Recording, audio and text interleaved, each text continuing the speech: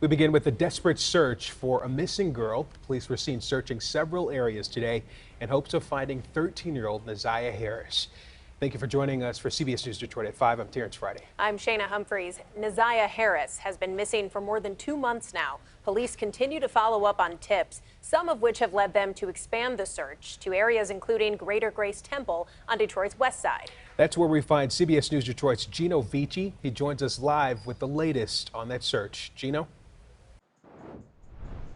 Well, this area over here behind Greater Grace Temple in Detroit, this is where dive teams have been searching all day today as well as yesterday. We're told by police there was a very credible tip to search here along the Rouge River.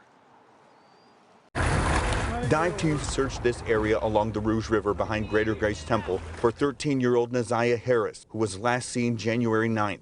There is something, very specific about this area that we want to take off our list, and that's why we're here today. Chief White, during a news conference today, says a tip led them to this location. Says police are questioning several individuals about Neziah's disappearance, but would not say who. Unfortunately, as time goes on, it does start to look more like a recovery effort. We're prayerful that that's not the case, but we know how these things unfortunately play out, and there's certain aspects of the case that I am not prepared to discuss right now.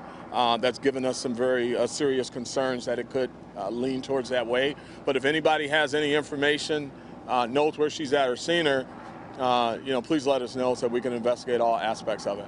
Police Commissioner Tamara Smith says she's been in close contact with Neziah's family and says this search for the young girl is weighing on this community. There are no friends who've heard from her, no family. It's not normal. And at this time, it's very important that the community gets involved, give any information that they may have, any tips that they may have, or anything that will lead to the return of her.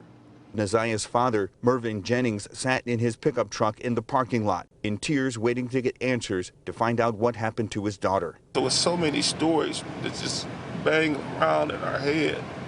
I'm like, I'll be passing out. Like, if I cough or if I get too emotional right now, my chest will puff up. And then I can pass out, but I got a heart defibrillator that boom, it bring me back.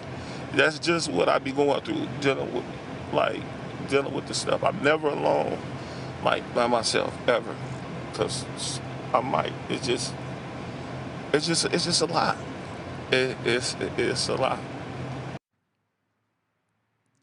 Now back here live during this search, obviously you just heard Neziah's father is battling a heart condition. Again, the search for her has wrapped up in day 2 along the Rouge River, and police say they will be back out here tomorrow morning. Gino, we heard the chief say that this looks like it could be turning into a recovery effort. Are there any signs of life at all? Any reason for them to believe that she may still be alive?